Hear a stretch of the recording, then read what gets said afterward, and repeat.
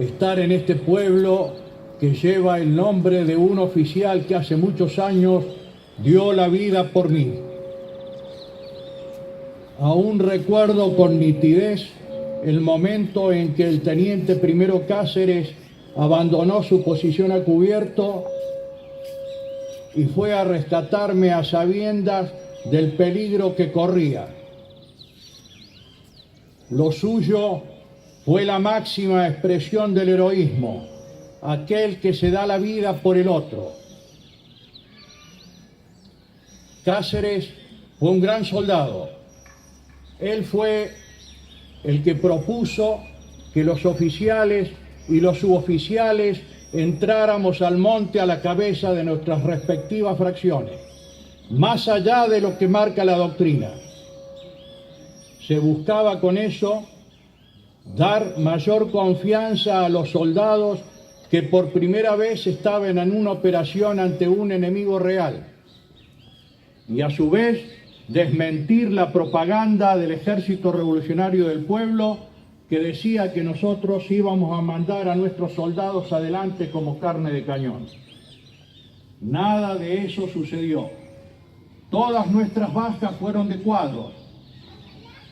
Ningún soldado murió o fue herido.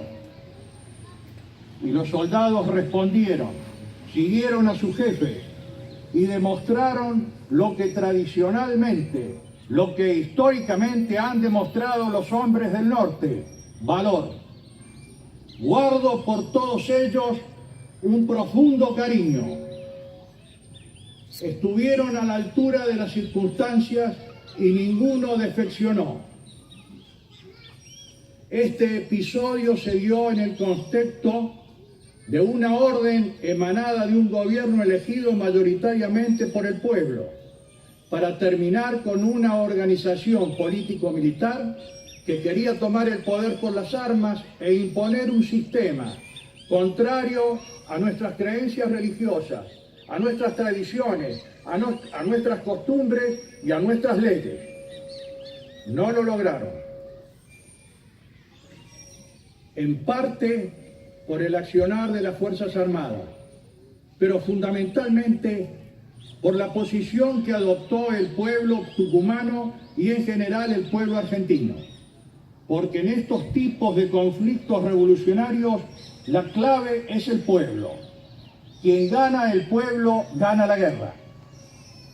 El pueblo tucumano no creyó en el mensaje de la organización guerrillera.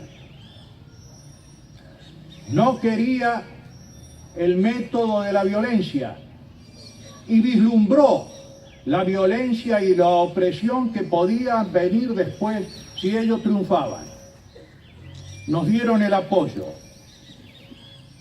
¿Por qué razón caíamos en las bases de los guerrilleros? Sorpresivamente, por información dada por el pueblo tucumano. No hay otra razón. El Ejército Revolucionario del Pueblo no era insignificante como algunos dicen y se equivocan. Sus cuadros fueron preparados en Cuba. Tenían compañías guerrilleras en Tucumán, en Córdoba, en Rosario, en las riberas del Paraná y en Buenos Aires. Tomaron contacto y actuaron coordinadamente con organizaciones de Uruguay, de Bolivia y de Chile, en lo que se llamó la Junta Coordinadora Revolucionaria.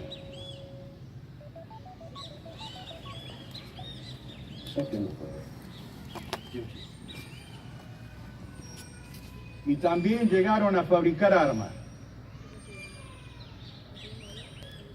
En esta lucha, las Fuerzas Armadas, las Fuerzas de Seguridad y las Fuerzas Policiales realizaron actos meritorios. Hubo sacrificio, hubo valor, hubo heroísmo. También tenemos nuestros mártires. Lamentablemente, esos hombres que deberían ser un ejemplo para la juventud de hoy han sido olvidados. En aquella época, la patria estaba amenazada por las armas. Hoy está debilitada. Y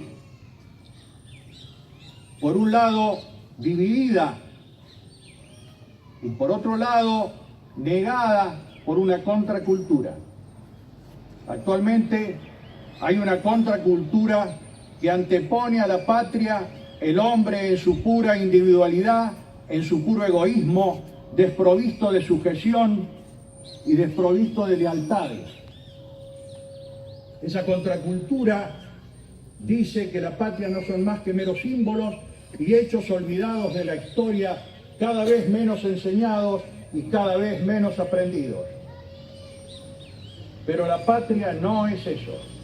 Además de los símbolos y de los hechos históricos que son importantes, la patria son realidades concretas.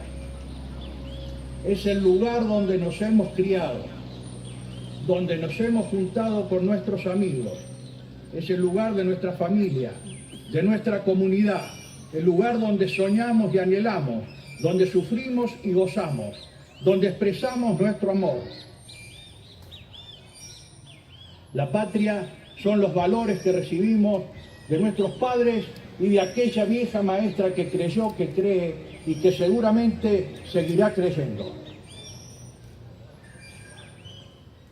Cáceres no murió solamente por un camarada, murió por la patria.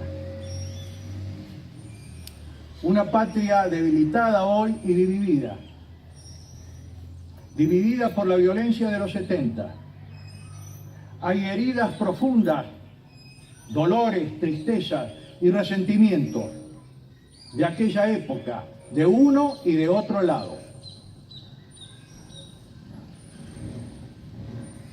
No pretendo de que eso se olvide, pero tenemos que tener en cuenta que hay una juventud que está mirando solo el futuro.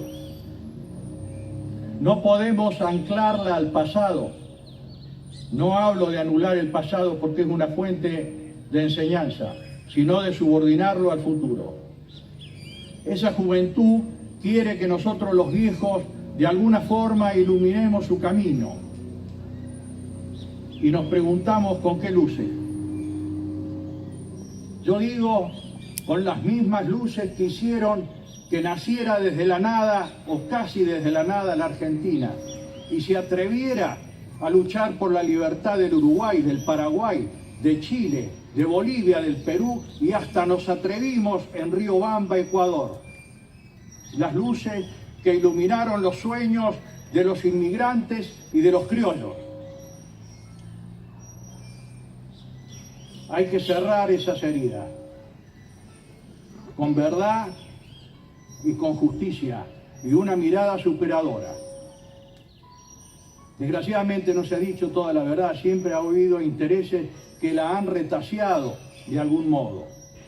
Y la justicia debe subordinarse estrictamente a los principios elementales del derecho. Y debe haber una mirada superadora que vaya más allá de los enconos que ha creado la guerra. Es posible hablar con los antiguos enemigos. Hombres que hemos combatido lo hemos hecho y la experiencia ha sido productiva porque ha permitido ver los hechos del pasado con una mirada más reflexiva. Se necesita también para comenzar este camino de unidad nacional el ejemplo de hombres. Hay muchos, pero nosotros nos referimos ahora al que está más cercano, el teniente primero Cáceres. Su ejemplo de heroísmo en una guerra sirve también para otro tipo de heroísmo, porque Cáceres no representa solamente el heroísmo militar. No se es héroe solamente con un uniforme y con un fusil, porque el arma más importante de un héroe es el amor por los otros. Cáceres debe ser un ejemplo para ese heroísmo cotidiano llevado a cabo por hombres y mujeres que día a día, durante semanas, meses, años, décadas, luchan por los suyos. Es un heroísmo generalmente no reconocido, pero que hace a la formación de un hombre, de una familia y de un pueblo. que Dios, cuáles son esas luces que deben iluminar el camino de los jóvenes.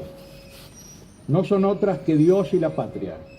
Dios como una fuente inspiradora de una ética, de una moral, de unas leyes. Dios que nos pone en el justo lugar de hombre y no de semidioses que podemos arbitrariamente determinar la vida de los demás. Y la patria, que en definitiva somos nosotros, los que nos antecedieron y las generaciones que sigan. Que Dios y la patria nos ilumine. ¡Viva la patria! ¡Viva!